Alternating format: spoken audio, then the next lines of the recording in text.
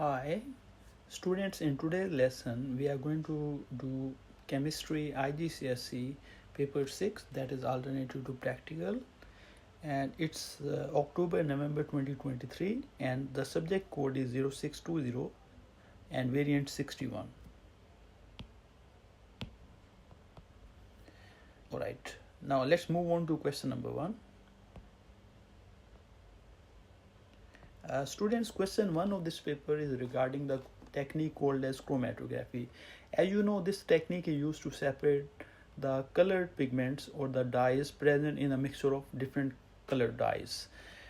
So when you are doing this procedure, actually first of all we have to draw a baseline in pencil, and as you will be knowing, we don't use pen for drawing the baseline because the ink present in the pen ink may also interfere with the chromatography procedure. So after drawing the baseline, we have to put the spot of the mixture or the colored pigments we have want to separate. So the question number 1 says we have to like a spot of each dye is placed on the paper and some ethanol is poured into the beaker.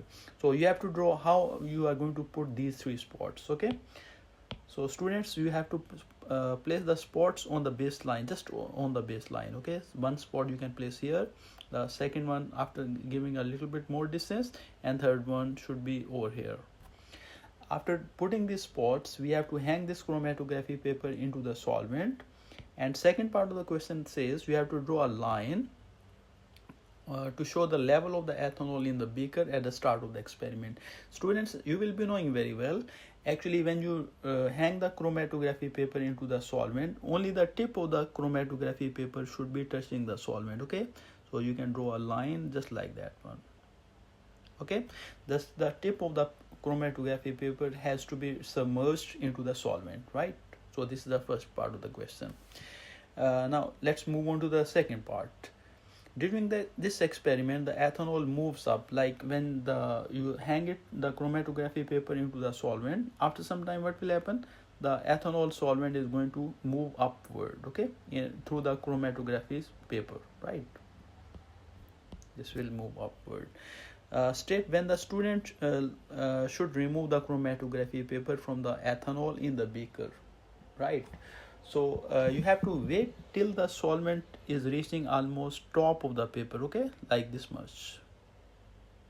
Okay, so the answer of this question is going to be when ethanol is almost covering the whole distance above the paper, right? So when ethanol, you can simply write this way, when ethanol is almost at the top of the paper.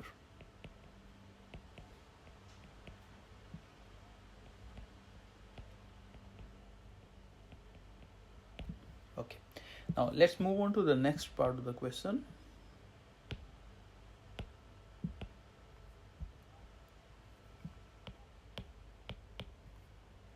Okay, students, this figure 1.2 is showing the result of the chromatography experiment after you remove the chromatography paper, right? So you are placing the spot on the baseline and letting the solvent travel almost 80% or 90% of the paper, and after you remove the chromatography paper, the chromatogram will be like this figure, right?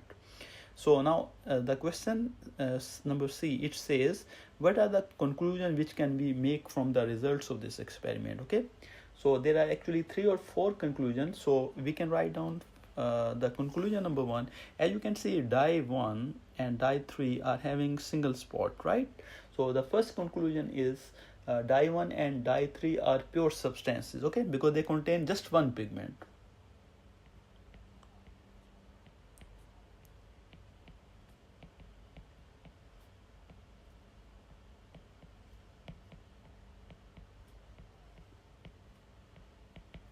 They are pure substances,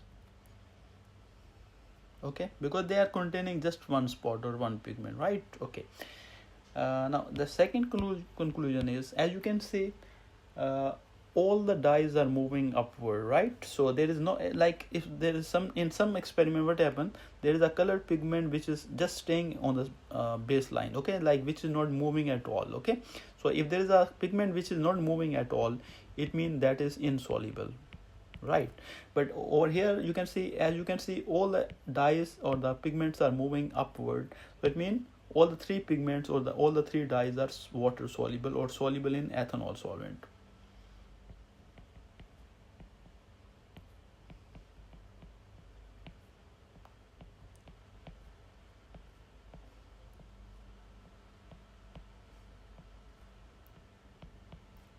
They are soluble, right?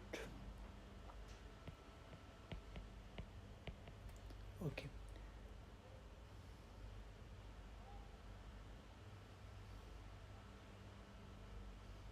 Okay. Now the third conclusion we can see over here, the dye 2, you can see dye 2 is having two spots, okay. So you can compare the level of this one. So the dye 2 is a mixture of dye 1 and dye 3, you can see, because these are two matching spots, okay. So we can say the third conclusion, we can say dye 2 is a mixture of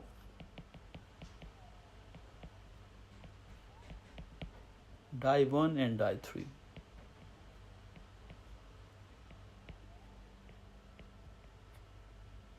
Okay, so these are the three conclusions which we can draw from the experiment, right? I hope it's very clear.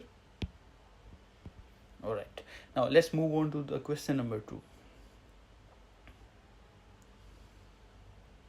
Okay, students, question number 2 is regarding the rate of the reaction, right? So in this experiment what they are doing, we are having copper carbonate that is reacting with dilute acids. As you will be knowing, when a metal carbonate reacts with acids, it produces carbon dioxide gas, right? So that the gas produced can be collected by this apparatus which is shown there. So in this apparatus what we can do, the gas can be collected over water with the help of a measuring cylinder, right? So in this experiment, student is investigating the rate of the reaction between the metal carbonate, or the common name of this, like this is an ore of copper which is called malachite. So we have to investigate the rate of the reaction between powdered malachite and dilute ethanoic acid at different temperatures, right? Okay, so the student is doing 6 different experiments. So during this experiment, what is using? He is using 40 centimeter cube of dilute ethanoic acid. Like it's a control variable. Like this variable should be kept same in all the experiments. And then we pour 40 centimeter cube of dilute ethanoic acid into a conical flask. We are warming the dilute ethanoic acid to about 5 degrees Celsius. Measure the temperature of the acid using a thermometer. Like we have to be sure the temperature is kept at 5 degrees Celsius, and you can make it sure by using a water bath or electric plate.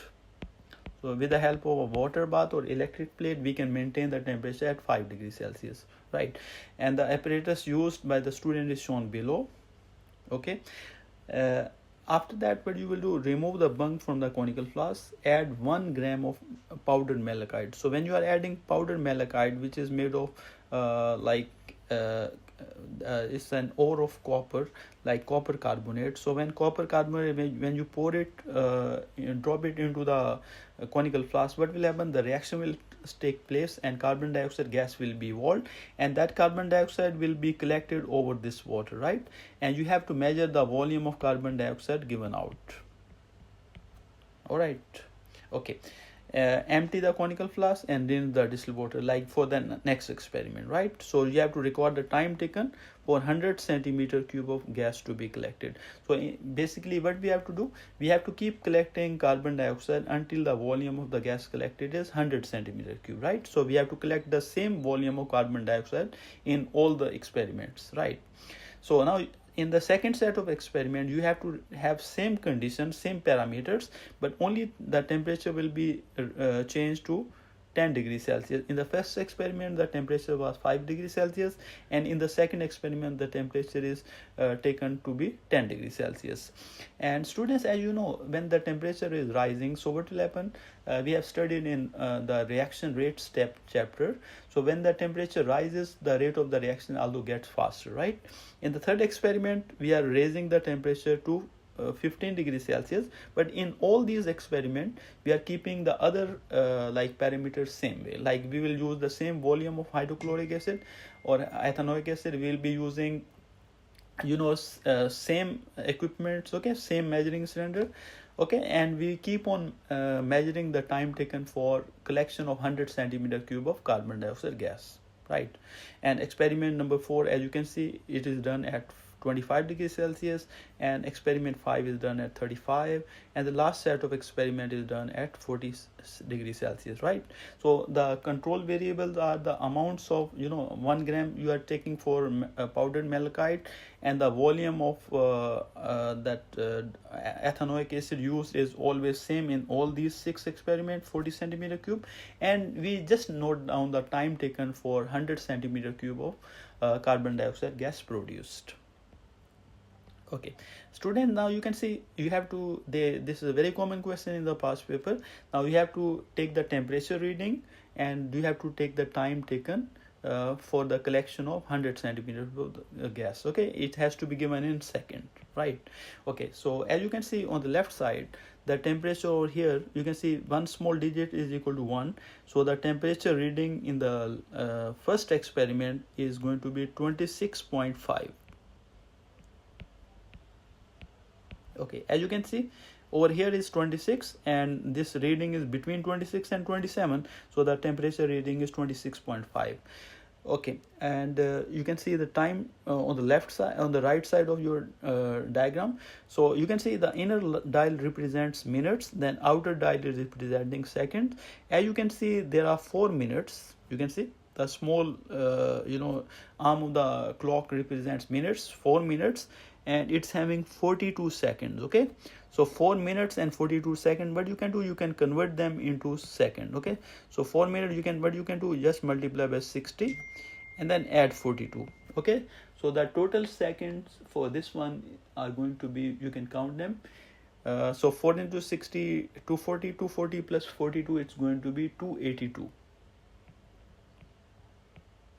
seconds. Okay, so you have, what you do is 4 minutes and 42 seconds, so we can add them, so it is 282 seconds. Now you can see that in the next diagram, the temperature over here is 31 degrees Celsius. Okay, but student, as you will be knowing, the number of significant figures or decimal places should be same in all the experiment, so we have to say 31.0 degrees Celsius. Okay, and the time over here, you can see now again you can see it's having 1 to 3 minutes and 15 seconds. Okay, so again what you will do, 3 minutes means you have to multiply 3 into 60 plus 15, so 180 plus 15, it gets you 195 seconds. Okay, now students, the next now let's fill the boxes quickly. Now this next temperature reading is 36.0. You can see over here there is one line above 35, so 36, and the time taken is, you can see, as you can see, 2 minutes and 28 seconds. Okay, so 2 into 60 plus 28. All right, so it's going to be 148 seconds. Okay, so you can see some of you may have doubts, so I can tell them for them. It's having 2 minutes because small arm of the clock is as 2 minutes, and you can see it's 28 seconds, so total time is 148 seconds. Okay, we can add them. Now for experiment number 4, you can see 41, and over here is 42.0 degrees Celsius, and the time taken is, you can see, this is 1 minute and 46, 47, 48, 50. So you can see if we add them, total is 110. Okay, so what you can do, just add them. Okay, yeah. So for the experiment number 5, it's going to be 51 to 53.0 degrees Celsius. And the time taken, you can see it's 1 minute, and because you can see 1 minute, and you can add them total, so it's going to be because 5 seconds, so 60 plus 5 is 65 seconds. So the time taken is 65 seconds. Okay, now last one, you can say the temperature reading, as you can see it's between 59 and 60, so we can say the last temperature reading as 59.5 degrees Celsius. And the time, you can see it's 0 minutes, so just we have to count the second. So the seconds, you can see it's you can see over here 44 second, because over here minutes are 0 minutes and 44 second. Okay, so it will be, the time taken will be 44 second. Students, as you can analyze from the readings already, I told you in the beginning, when the temperature is increasing, the rate of the reaction gets faster, right? So you can see the time taken for the collection of 100 centimeter cube of carbon dioxide gas, it keeps on decreasing steadily. You can see when the temperature was 26.5, the time taken was 282. When the temperature became 36, the time taken decreased. Okay, so there is a direct relationship between the temperature and the volume, okay, or the time taken for carbon dioxide gas collection. Okay, students, now in the next question, they're asking you to select a suitable scale on y-axis, and we have to plot a line graph for experiment number 1 to 6. You have to draw a line of the best fit to all your points. Okay, students, to save our time, I have already drawn this graph for you, right? But only thing which you have to remember it, whenever you are setting up a scale for the graph, you have to make sure more than half of the area of the graph should be covered. Okay, ideally it should be 75% to 80% of the area of the graph should be covered, right? So, and always choose a scale which is a linear scale, like the two x-axis and the y-axis scale should correspond with each other, right? So as you can see, the maximum time was 282 seconds. Okay, and the minimum you can take at 0 seconds. So on this axis we are taking time, so it's 0 second, and the maximum I'm taking 300, because the maximum value I had is 282 seconds. Okay, so as you can see, one big square I have taken to 50, so you can scale this way. So some of the students, they may do mistake, because if you take the scale like one big square equal to 100 second, then your all points are not going to be the 50% area of the graph will not be covered. Okay, so always choose a scale which will help you to cover the graph area properly, right? Okay.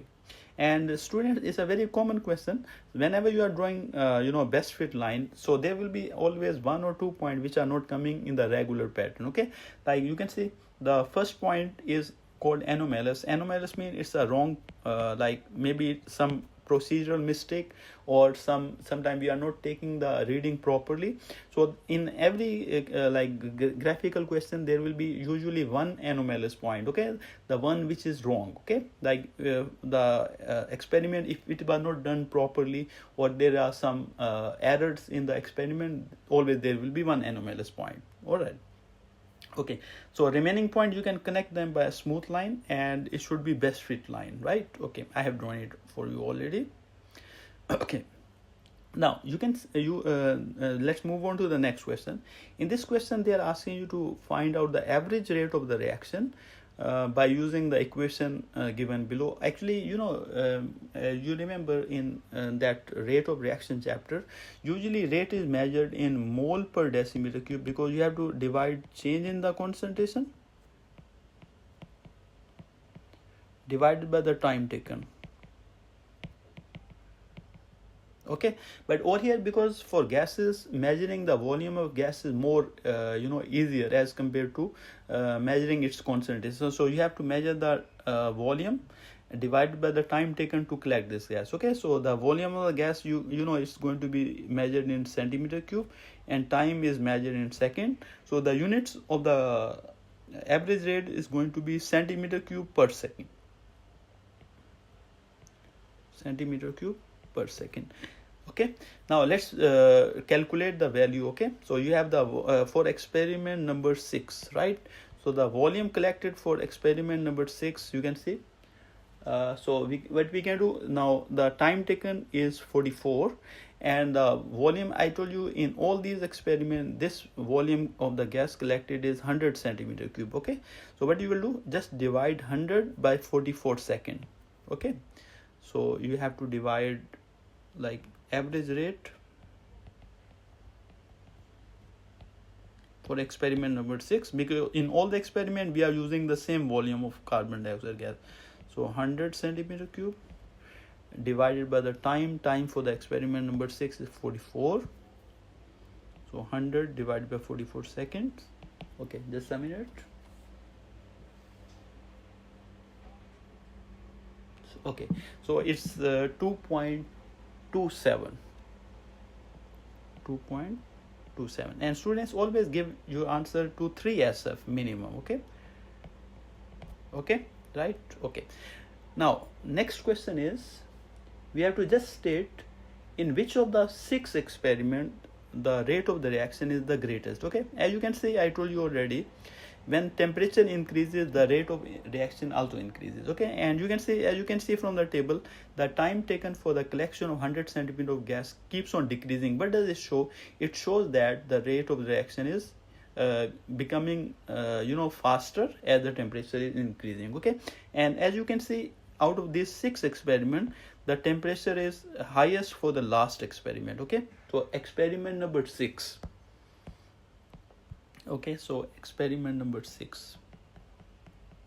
Okay, the reason you can write in the bracket because it rate is directly proportional to temperature. Okay, so when temperature increases, the rate of all the reaction, it gets faster, right? Okay, students, next one, extend the line of your graph like the one you have drawn there. Deduce the time taken for collection of 100 centimeter cube gas when the temperature of ethanoic acid is 65 degrees Celsius. Okay, so you have to just extra plot this line, and you have to just note down the time taken. Okay, so now let me do it for you. Now you can see, as you can see, 65 degrees Celsius is going to be here. Okay, let me use another color for you. So 65 is here, and from this reading you can just work out, okay, on the y-axis. Okay, so as you can see, the time taken is almost 10, 20, 30, 40, 50. Like this is almost you can say because almost in the middle, so 25 seconds. Okay, so the time taken is around 25 seconds. For this kind of question, there will be some range of the answer. Okay, so you have to just show the working on the graph. So first of all, you can see the temperature over here is 65 degrees Celsius, and you can just draw a line, and from the left side, you can, from the y-axis, you can note down the time taken for the collection of 100 centimeter cube of gas. I hope it's very clear. Okay, if even they are asking you to calculate for 45 degrees Celsius, so the 45 degrees Celsius is going to be over here, right? So you can do in the same way. So they can ask you to calculate the value from the graph, right? Okay, now let's move on to the question number E, right? The 40 centimeter cube ethanoic acid used in this experiment is measured by using a measuring cylinder. Measuring cylinders are available in the following sizes. You can see all of them are given. Draw a circle around the size of measuring cylinder which will be most appropriate to measure the 40 centimeter cube of ethanoic acid. Student, for this one, because we want to measure 40 centimeter cube, so the best measuring cylinder is going to be 50. We have to make it around 50. Okay, obviously you cannot use 25 because it's too little. We can use 100 centimeter cube and 500, but for them problem is there is more percentage error. Okay, for these two. So then for the best one will be the one with volume which is very close to like 40 centimeter cube, that is 50 centimeter cube. Okay, now let's move on to the next question. Most of the gas collected in the measuring cylinder is air, right, rather than carbon dioxide. Okay, explain why air is collected in the measuring cylinder. Okay, now student, as you can see, when you are starting this experiment, because actually you are adding everything, the malachite ore you are adding over here, and then you are replacing the bung, and after replacing the bung, you can see there is because conical flask, this area is filled with air, right? So when carbon dioxide is moving through the delivery tube, so initially it will be because the conical flask contain air, right? So that's why you have to say over there. Okay.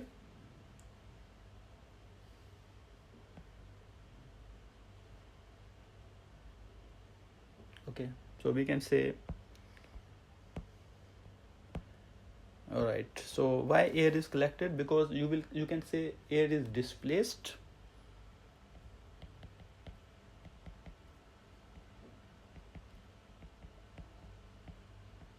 Air is displaced by carbon dioxide. All right. Okay, now next question. Explain why this does not affect the accuracy of the result.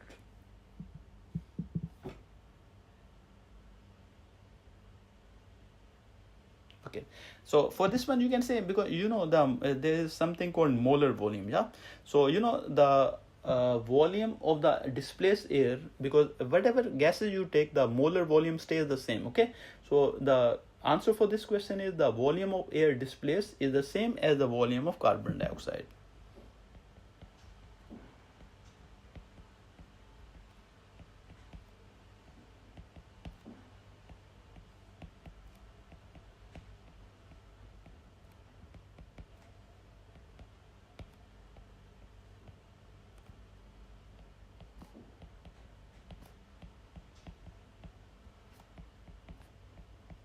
Okay, and the logic for this question, you should remember the molar volume for all gases is 24 dm cube at RTP, right?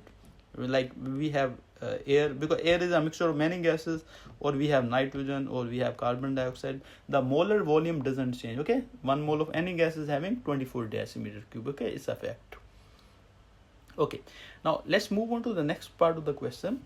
Now this question says, during each experiment the temperature of the acid decreases slowly. Like you will, for example, you are using 15 degrees Celsius. So after some time what will happen? If you stop heating it, what will happen? The temperature will come down. Okay, give a reason why the temperature of the acid decreases, and suggest a change to the apparatus used that would minimize the decrease of the temperature. Okay, so the reason for the decrease in the temperature is because there is heat loss to the surrounding.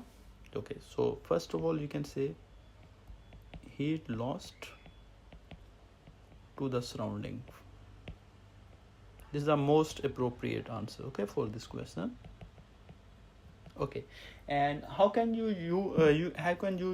change the apparatus? Okay, as I told you in the beginning, if you want to make sure the temperature is kept at, for example, 10 degrees Celsius, so how can you do it? By using a water bath, or you can use an electric plate. Okay, so answer of this one is using water bath or electric plate.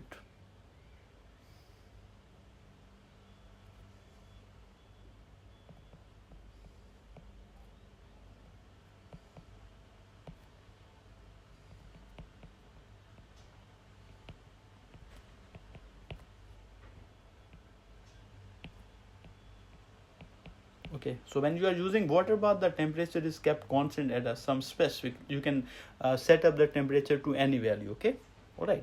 So with this question, with this part of the question, this question number 2 is over. Now let's move on to the third question. Students, in the third question, it's about the salt analysis. There are two solids which are named as M and N.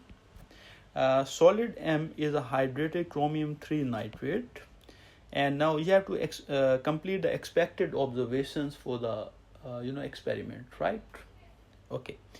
Now in the first set of experiment, student places half of a solid M in a boiling tube and heat it strongly. Now first part of the question says, the student holds a piece of anhydrous cobalt chloride paper at the mouth of the test tube. Okay, as you can see, students, this is having it's a hydrated salt or hydrated crystal. So hydrated salt means it contains water of crystallization.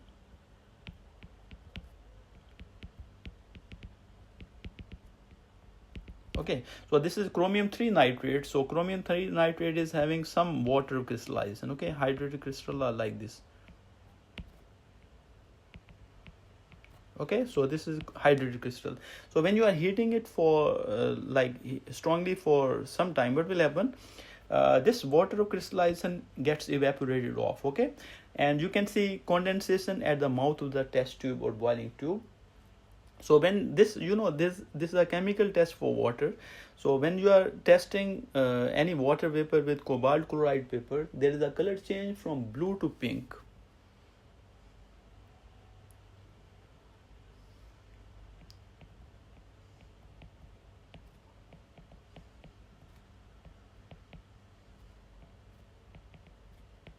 Blue to pink, and this shows you the test for chemical test for the presence of water. Okay, now let's move on to the second part of the question. The student inserts a glowing splint into the mouth of the test tube. The splint bursts into flames. Okay, and you will be knowing very well there is a test for oxygen gas. You remember oxygen gas relights a glowing splint. Identify the gas given out by heating of solid M that causes this result. So the gas given out definitely is going to be oxygen. Okay, and in bracket I can write for you because it relights a glowing splint. It's a test for oxygen gas.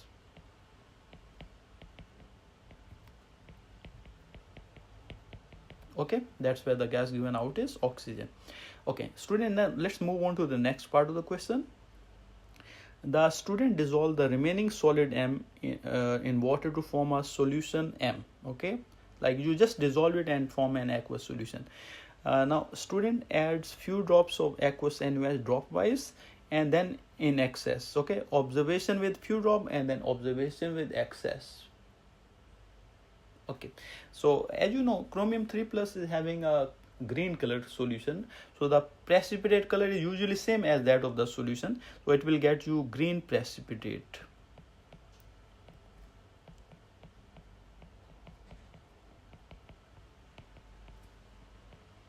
Green precipitate forms, and you can see, I think this table is given at the end of the paper also. Okay, you can see from there chromium 3 plus, you can see with NaOH, you can see there is a green you can use of this paper. So there is a green precipitate and this that dissolved in excess of the solution, okay, to form a green solution, right? So first observation is it will make a green precipitate, and then what is the observation in excess? It dissolves to form a green solution, or you can simply say dissolves. Okay, now next part of the question. The student adds a piece of aluminum foil to the product in B1.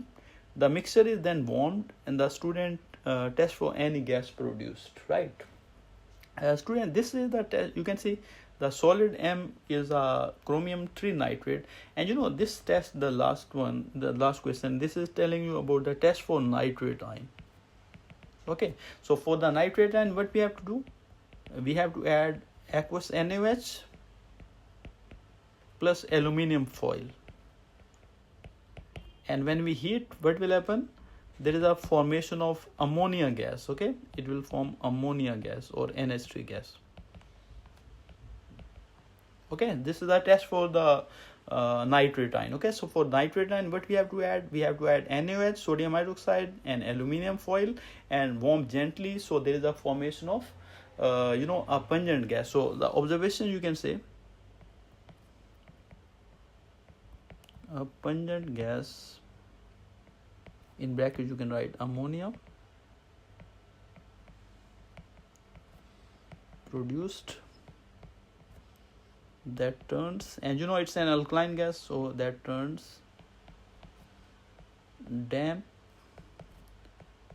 red litmus blue, because ammonia is an alkaline gas, so it turns damp red litmus blue. I hope it's very clear, right? Okay. Okay, now similarly, because there were two solids like this, these are the tests which we have done for solid M. Now second part of the question will be about the solid N, right? Okay, and for solid N there were a list of tests which were conducted by the student, and observation are already given for you, right? Okay, now let's go over the observation, and then we'll be we'll be answering the question which follow, right? Okay, so test number one, they are doing a flame test, and there is a light green flame, green flame is seen. Okay, and test number two, we are dissolving the remaining solid in water to form a solution N, and solution N is divided into 4 portions. We are adding dilute sulfuric acid. There is a white precipitate, and student, remember one thing. When dilute sulfuric acid, when we are adding and you get a white precipitate, so from the green color flame, this most likely it's going to be barium 2 plus. Okay, because barium 2 plus ion give you apple green flame.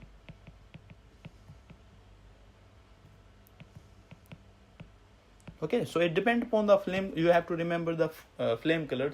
I think these flame colors are also given in that table. Okay, so you can even visit there. There are all the flame colors are given for you. Usually sometimes they give us, like you can see, the apple green flame is, light green flame is for barium 2 plus. Okay, so you can see from this table and do it. Okay, test number 3, you can see, and you can see this second test is confirming barium 2 plus ion. You can, when you for example, a solution is having barium 2 plus ion, and when you are adding sulfuric acid and you get a white precipitate, so that white precipitate most likely is going to be barium sulfate. Okay, as you will be knowing, when barium 2 plus ion react with sulfate ion, which are coming from sulfuric acid, it will get you BaSO4, which is a white precipitate. Okay, I hope it's very clear. Okay, now test number 3, we are adding to the second part of the solution N, add about 1 centimeter cube dilute nitric acid followed by silver nitrate solution, and a pale yellow precipitate is formed, right? Okay, so when there is a pale yellow precipitate, so most probably with silver nitrate is either going to be iodide, or sometime it may be bromide. Okay, and now test number 4, to the third part of the solution N, add 1 centimeter dilute nitric acid followed by few centimeter cube barium nitrate solution, and you can see there is no visible change, right? So it means this test confirm it's having no sulfate ion. Okay, because if there are sulfate ion present, then there will be a white precipitate over there, right? Okay, now last test, to the fourth portion of the solution N, add 1 centimeter cube of chlorine, so there is a brown solution is formed, right? Okay, so it means you can see from there it's having iodide ion, and as you know very well, when we are adding chlorine to iodide ions, the displacement reaction occurs, right? You remember this one. So it will get you 2Cl minus plus I2. Understand? So you can see chlorine gas is able to displace iodide ion, and due to this one, the color of the solution become brown. Okay, so now we can describe the question which are following that. Okay, so you will be knowing very well how can you carry out a flame test. Okay, the steps for doing the flame test. Okay, so what you will do now, so first of all, use take a nichrome or platinum wire. Platinum or nichrome wire, we have to use always either platinum or nichrome wire. Okay, then what you have to do next, dip in concentrated HCl. You can just say those steps. Okay, dip in concentrated hydrochloric acid. After dipping in concentrated hydrochloric acid, we have to dip in the solid salt.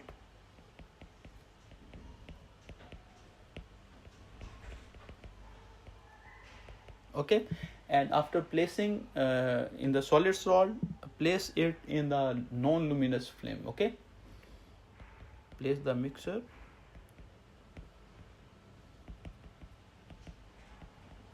in non-luminous blue flame.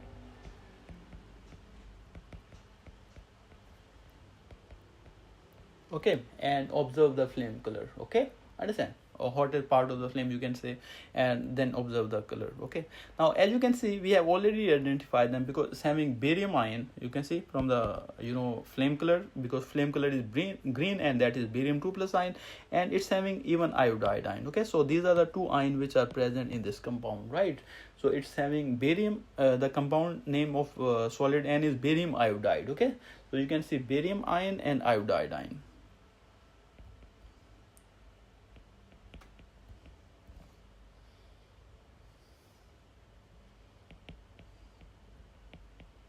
And even you can write the formula. Okay, Ba2 plus ion and iodide ion. Okay, and the compound formula is going to be BaI2. Okay, I hope it's very clear. So student, for this question, basically what you have to do, for group 1 and group 2, mostly we are using flame color. The flame color you need not to memorize because the flame colors are given in the table, so you can use this table for the flame color. And for anions also, you can see the test for anions are given for you, right? So you have to use them and you have to identify the solid, unknown solid which is given for you. Okay, I hope it's very, very clear. Okay, so I will just zoom in for you because you can see all the point once again. So basically when you are doing a flame color flame test, so first we can identify the cation with the help of flame color. And for anion, usually we are, if it is sulfate ion, we can do it with the help of barium chloride solution. If it is a halide ion, we can do with the help of silver nitrate. Okay, and if it is a nitrate ion, then we can do with the help of aluminum foil and NaOH. Okay, you understand?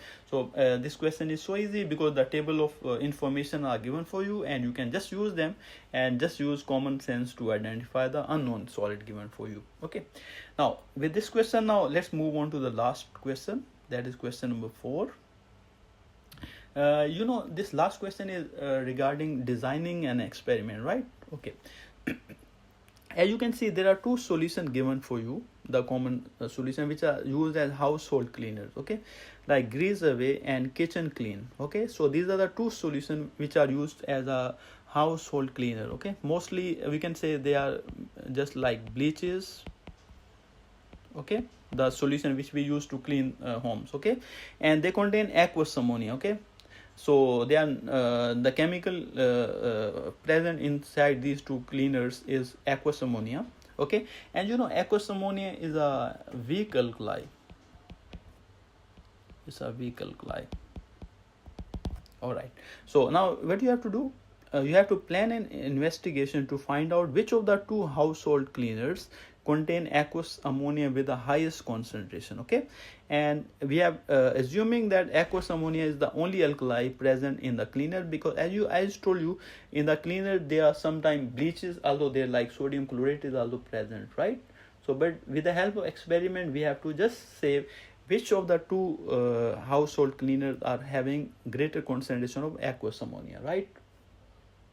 Okay, so when you are doing this one, basically we can because it's an alkali, so what you can do, you can titrate with titrate with acid. Okay, you understand?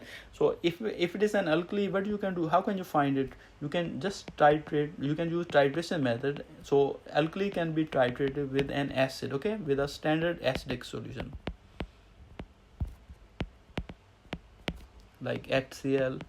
Okay, but its concentration should be known, let's say 0.1 mole per dm cube.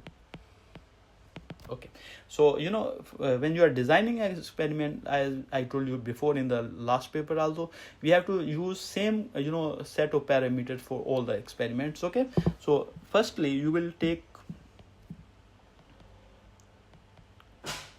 20 centimeter cube of 20 centimeter cube of let's say the first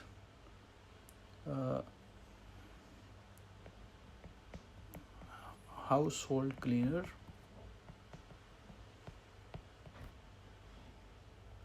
in a conical flask.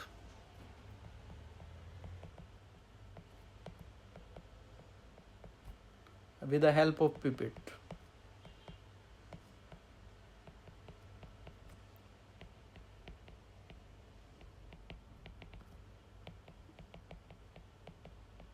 Okay, or volumetric pipette. After that, what you will do, because you have to we have to mention whenever you are doing this experiment or this last experiment, we have to mention the apparatus you are going to be using. Okay, so the main thing is you have to use pipette, volumetric pipette, and we have to transfer this solution in the volumetric flask. Okay, now but after that, what you will do, you have to use any named indicator, like you can use methyl orange or phenolphthalein. Okay, so next, after adding this one, add 4 drops of methyl orange indicator to the above solution.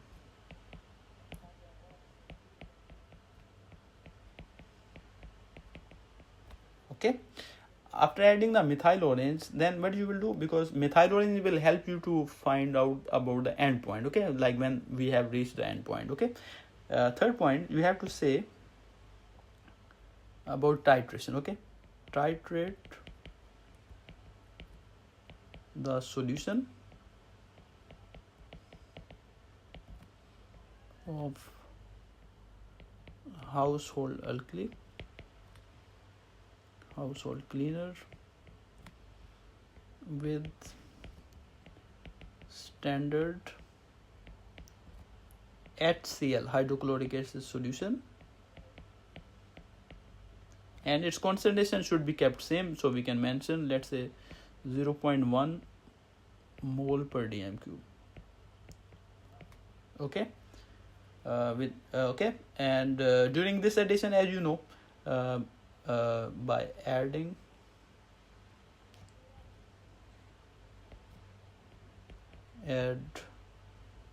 acid dropwise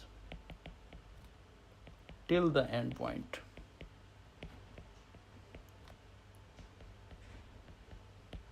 Okay, and for methyl orange, the end point you can mention over in the bracket. Okay,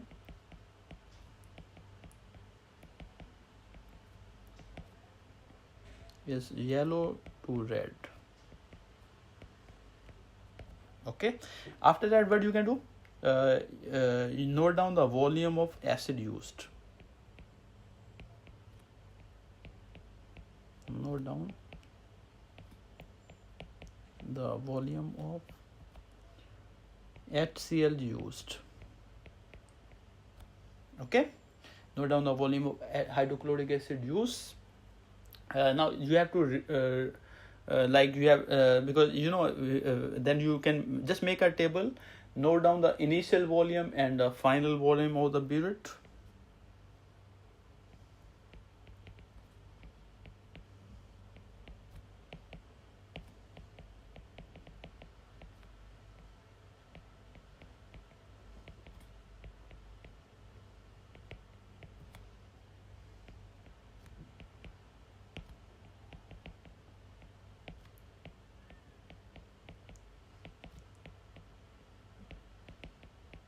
Okay, and then what you will do now, next you have to repeat the same procedure with a second household cleaner. Okay, that you can write last.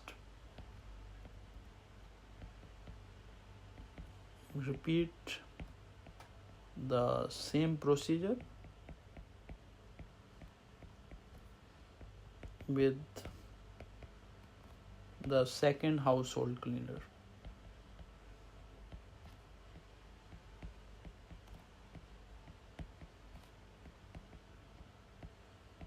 Okay, now last point, and similarly you will note down the volume required for the hydrochloric acid for the second cleaner, and last one you will say the house cleaner which is requiring the biggest volume of acid has most concentrated ammonia. Last point, the household cleaner that requires the biggest volume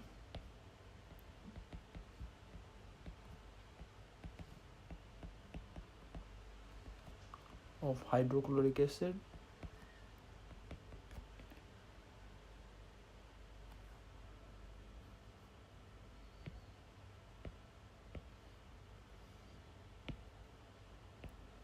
is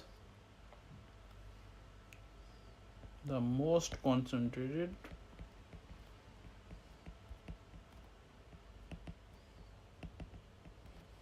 ammonia. Okay, and student, whenever you are doing this last question, maybe you can make a small box at the end of the experiment and just give the control variable. Okay, so you have to use same concentration of hydrochloric acid for titration in both experiment. Okay, and then you can use same volume of the household cleaner, same volume of household cleaner. Okay, so these are the control variable which have to be done during this experiment, and the household cleaner which is requiring the greater volume of hydrochloric acid is having the greatest concentration. Okay, I think with this question we are approaching the end of this paper. I hope everything is very clear. So if there are any suggestions or you want me to do for a specific video for any topic, you can tell me in the comment section. I hope to see you until next time. So please don't forget to subscribe my channel and like the video. Thank you so much. Thank you.